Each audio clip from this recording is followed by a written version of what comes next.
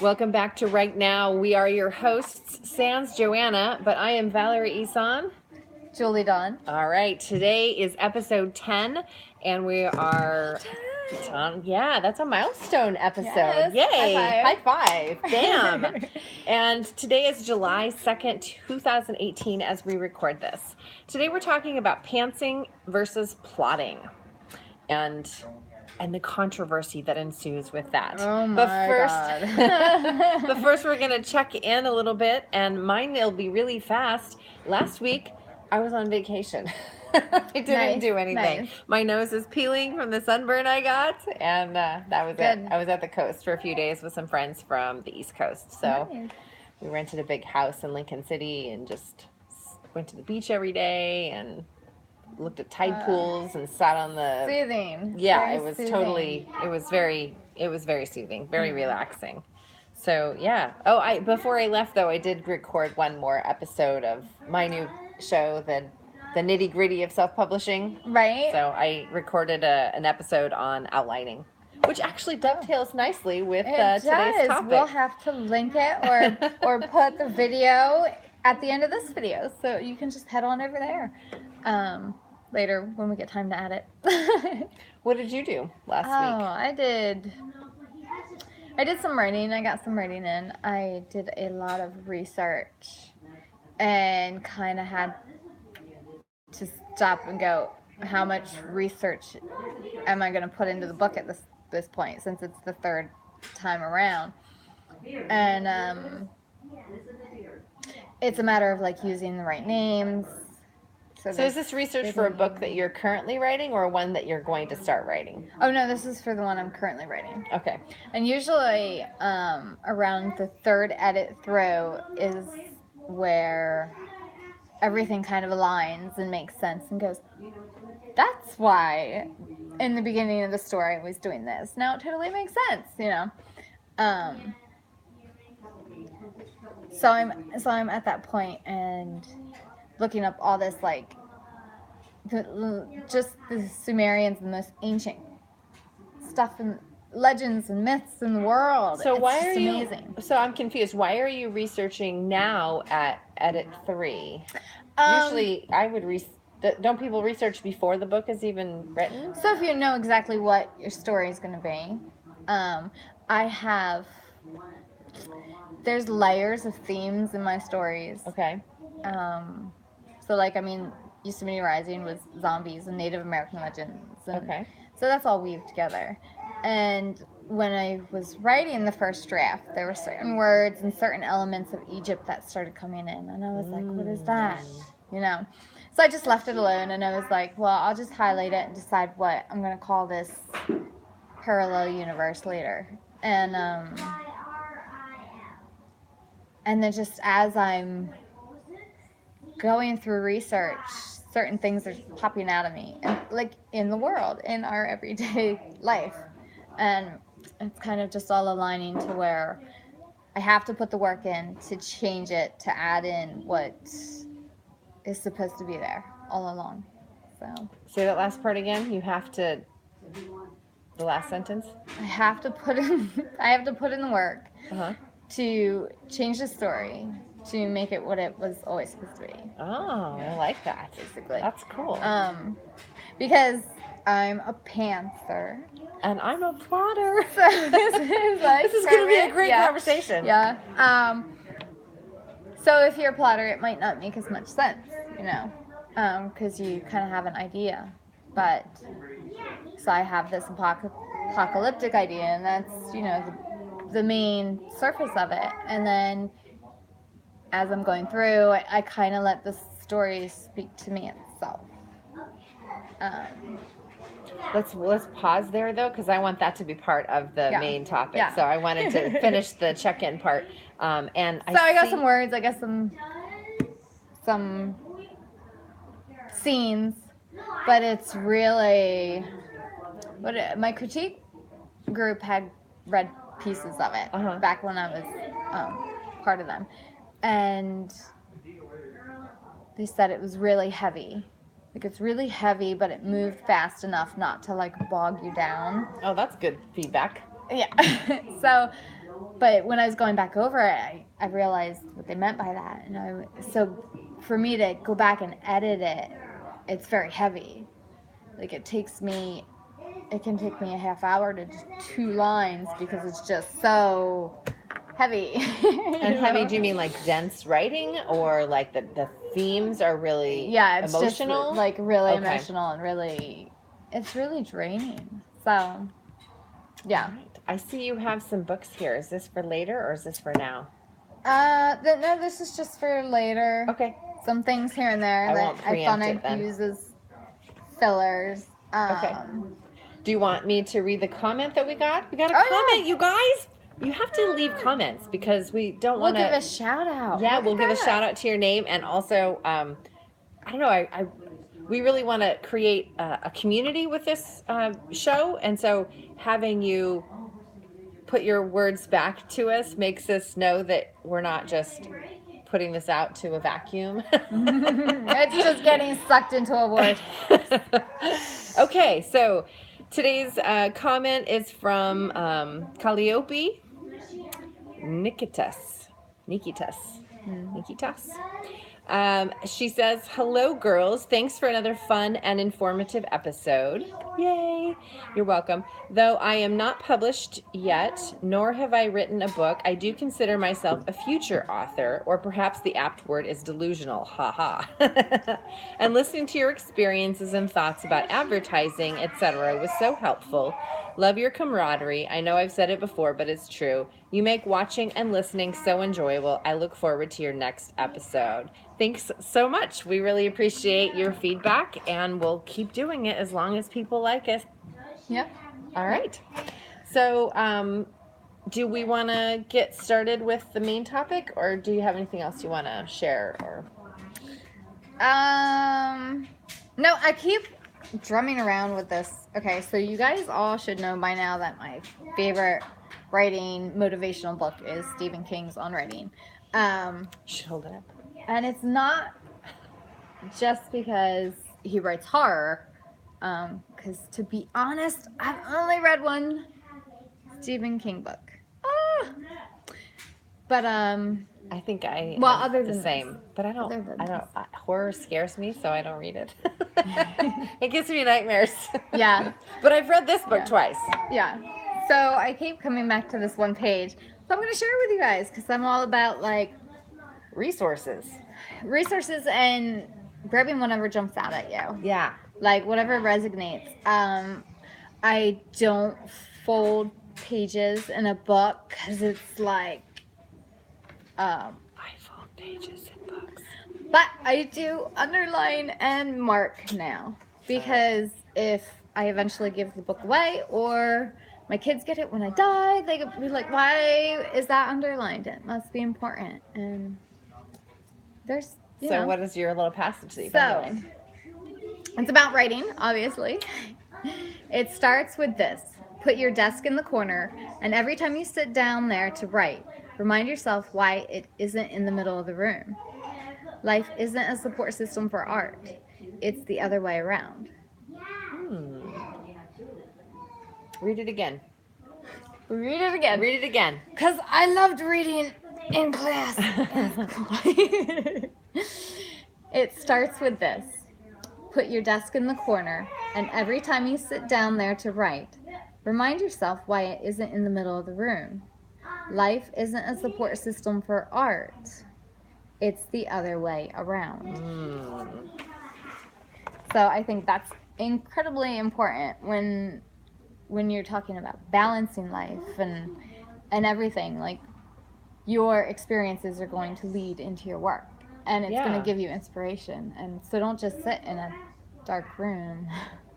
I also take out of it that if you don't take your writing time and hold it sacred, then it's not going to maybe happen, because I tend to, sometimes I'll have this giant list of to-do items for the day, and I'll think I've got all this stuff I got to do, and I got to get it done, and then I'll write. And so if life doesn't support your art, so if you are trying to be over here doing all the things that are urgently needed of you, then you're not going to have the time to commit to your art. And so if you commit to your art first and get that done, then that art that you are able to, that comes through you, feeds you, so that for the rest of the day you can then support your life. So I take, I'm a cool. much happier person if I get my writing done in Right? the morning. Even if it's 2 lines, I'm like, I've made 2 steps. And when you're climbing up that mountain that is accomplishing anything, those steps can feel so daunting if you're not in the present. Like, where is that one quote that was about that? Anyway. There it is. I actually labeled it. Which brings me to another quote that I found. Is it? Oh, it's mirrored. It's not going to do the right. Oh, if you want to write, and I'll have to link it. By Debbie Euland. Brenda Euland. Oh, sorry. When I first started getting into after I read on writing, I had this crave to like read other writing motivational books, and this was one of the first ones. Also, Writing Down to the Bones, and they were just books that called to me, and everyone kept telling me, "Have you read Bird by Bird?" And I tried several times. Like, I actually like tried several times, and I couldn't, because there were some things that kind of, it sounded like she read this book, and they were like undertones that you wouldn't pick up unless you read this book first. Oh. So it was really interesting to me, that. And then after I picked up on that, I just could not get past that. So what's the quote in this book that you wanted to share? So living in the present. It is only then that creative power flourishes. Oh, cool. All right. Shall we start? We shall start. Okay, so plotting versus pantsing. We're going to break it down into 3 sections. The definitions, what is plotting, what is pantsing, and then how to do both. How to plot and how to pants. So this might be short or it might be long. We'll just see. Well, the definitions of plotting, I guess we haven't looked up the Webster's definition of the word, but basically the plot is what happens in your story. Yeah. It's the stuff that's there. So if you want to pre-plot, then you write an outline and I guess we're getting into the next step, but just the basic definition of plot is. So since you teach a lot of courses, one thing that when I first started out on, there's going to come a point in your project where you have to address plot, or you don't have a good story. And one of the things that I came across, at least, maybe you can verify it or not, is that your plot, you would think, through your whole entire story would look like this. Basically a mountain. Okay. Right. And what I've found is that your climax should actually come and go up and then stay up to a pivotal point and then kind of, tapers off. So what would you say a plot would look like, as far as like we're talking climax and build up and I don't know that a diagram necessarily matters. I think I think that probably I think it depends on the book that you're writing. A literary fiction is gonna look diagrammatically, visually, a literary fiction is going to look different than a post-apocalyptic zombie book or a crime thriller or a romance. So, so that has to take into count also. And then parts of plotting. Okay, so when you plot, you come up. Should I just dive in and do this then? Yeah. All right. Yeah, So we're teaching, right? okay. So plotting. Every story needs to have elements, and those elements are, you've got to have a character. The character's got to want something. There's got to be someone that doesn't want the character to get it, or wants the same thing and is trying to get there first, or something. There's got to be obstacles in the way, a person, or of force, good versus evil, or the weather, or themselves preventing themselves from getting whatever. There's got to be an obstacle.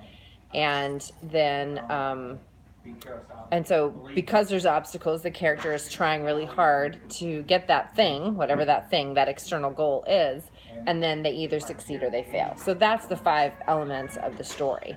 So plot can take any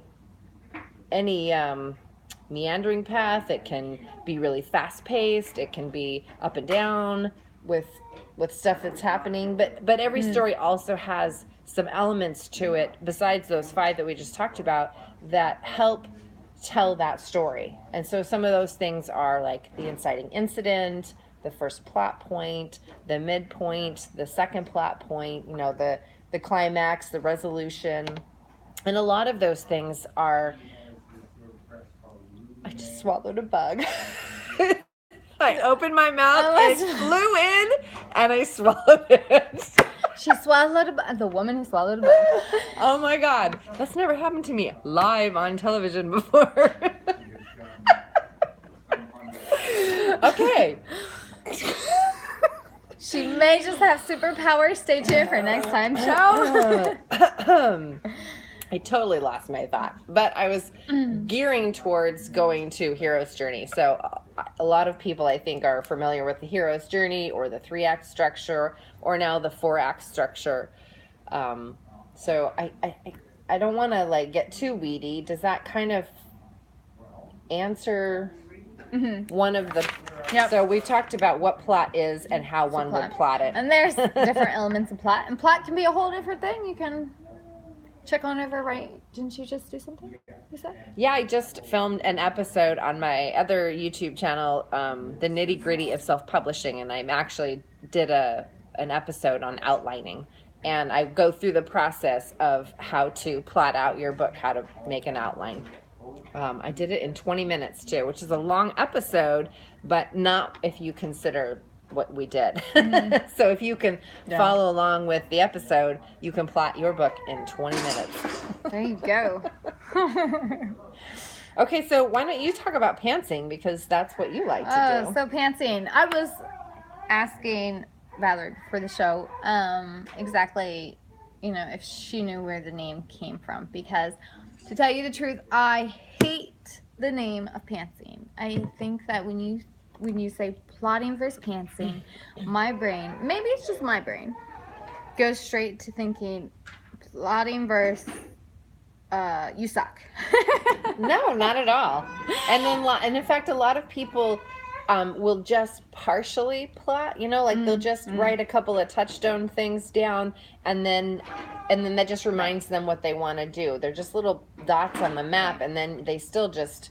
Yeah, I usually have about 3 pivotal moments where I know I want certain things to happen, and an ending, and then just kind of let my character take me on a journey. So right. So pantsing means writing by the seat of your pants. That's where sitting down, and hopefully your character doesn't do this crazy U-turn and jump off a cliff, and you're like, what happened to my story?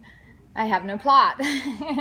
Which is why some people prefer to have that set up ahead of time. So that they don't do the U-turns.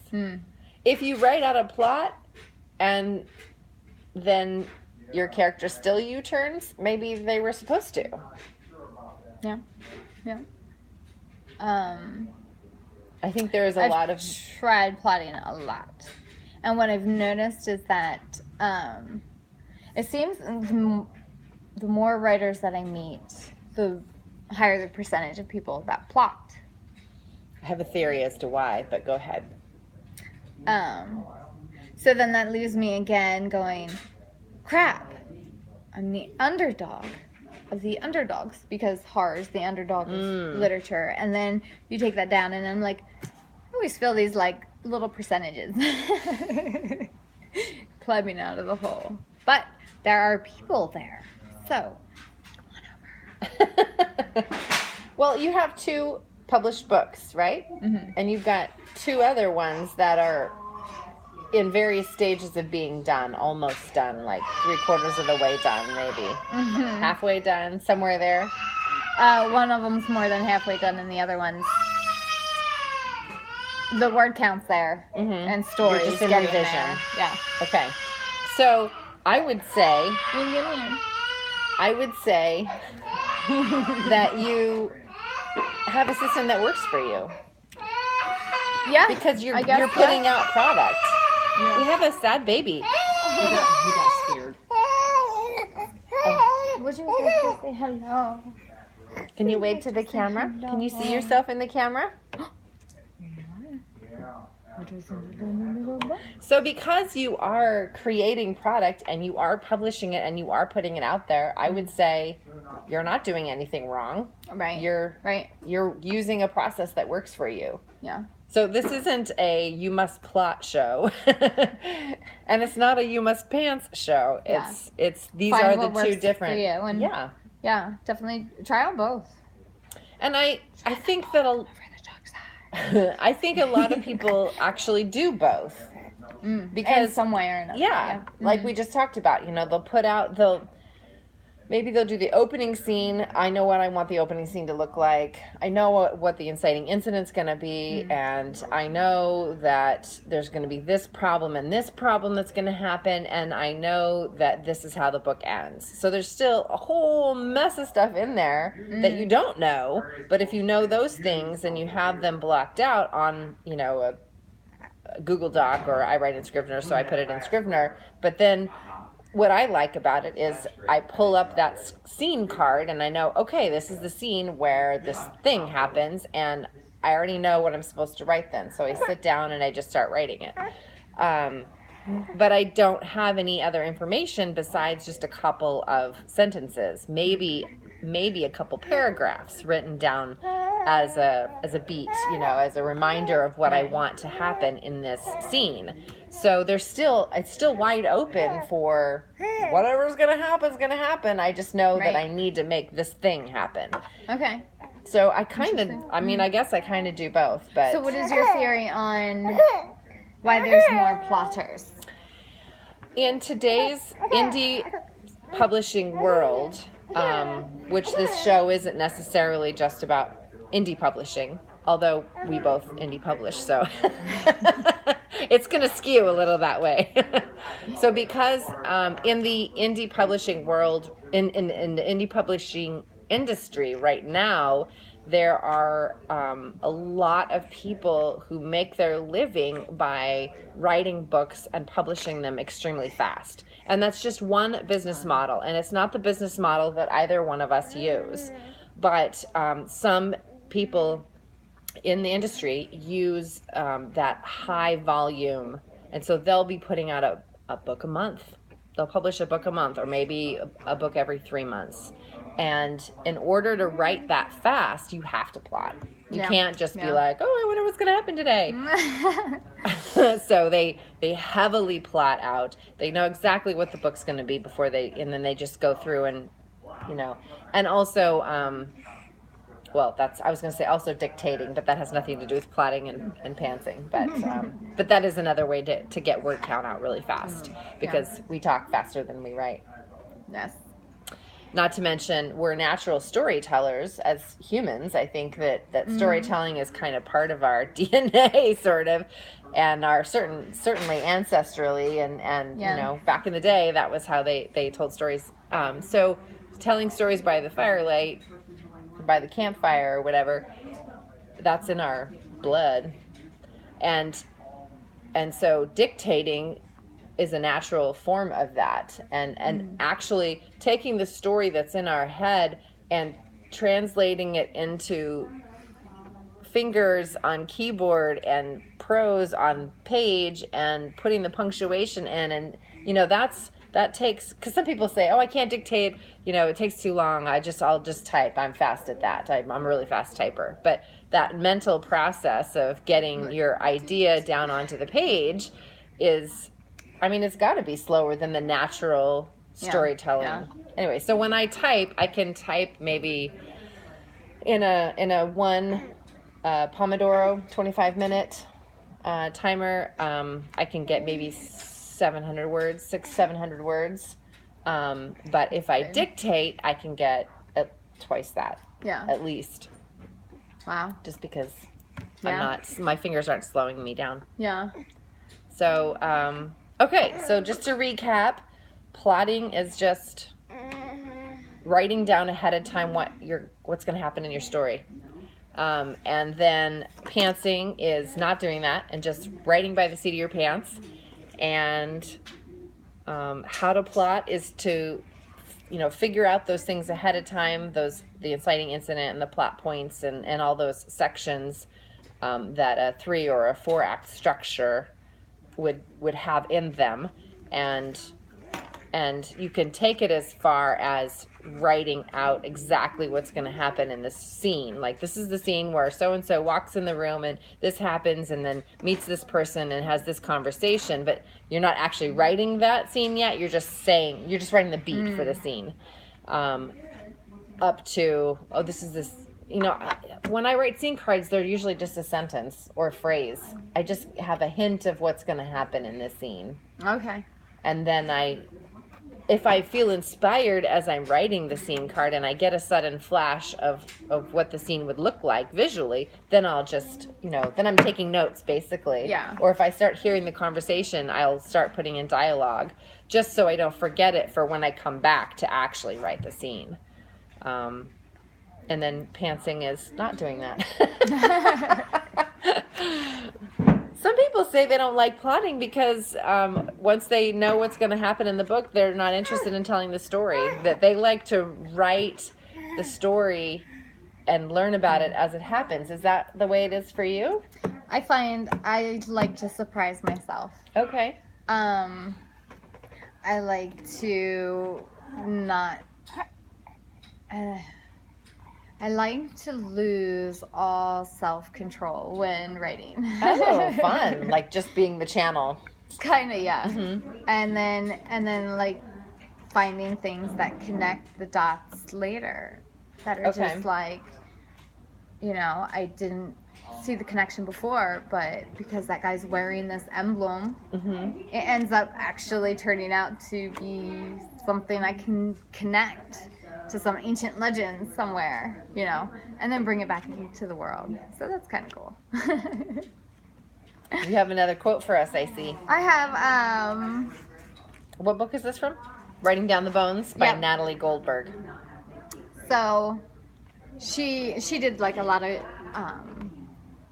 group student teacher type things, and she had some students, and she said in the group had broken through resistance to a genuine, deeply felt piece of writing.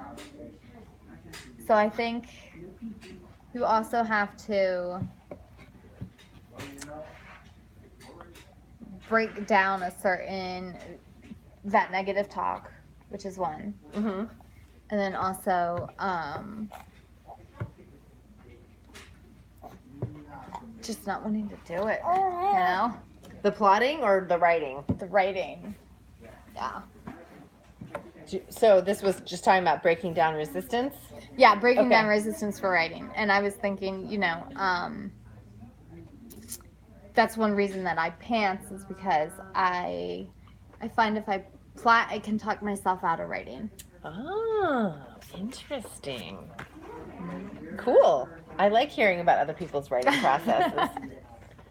Awesome. So, do you have any more that you want to talk about for plotting or pantsing? Any more tips, maybe? Any more tips? There is. So it's kind of different maybe, but after reading so many kids' books, I'm finding a lot of writing motivation by reading kids' books, Really? That's awesome. which is interesting.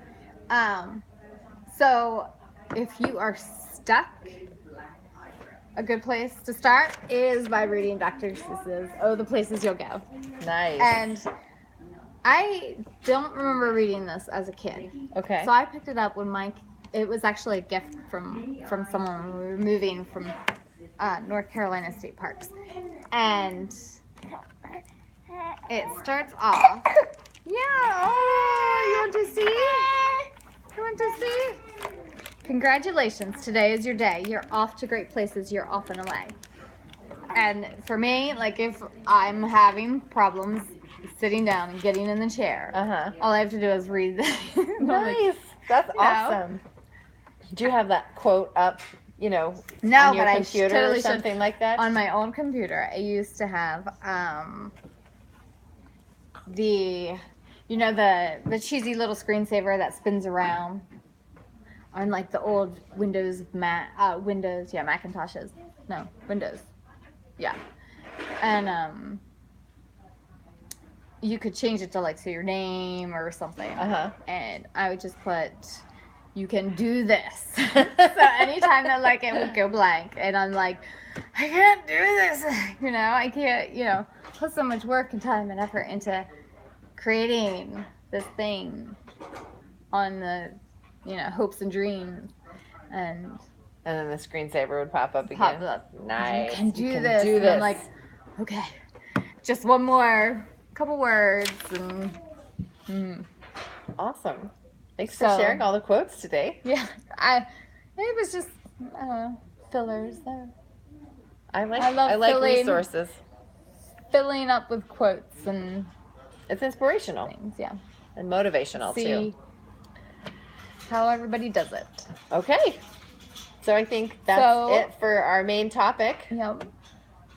Next show we are doing writing conferences. I am going to be so excited to listen in, so you guys should too. And if you have done a conference, leave a comment so we can share it with everybody beforehand, what you did like, what you didn't like. I'm interested to know because I have not yet done a conference. I've considered doing the conferences. So we are going to cover the benefits, getting the most out of them. Are the extras worth the cost? There are extras. You can't just go pitch to an agent unless it's included or it's extra. It's extra, yeah. Okay, and that's going to be on July 9th, next Monday at 11:11. So go right now. Bye.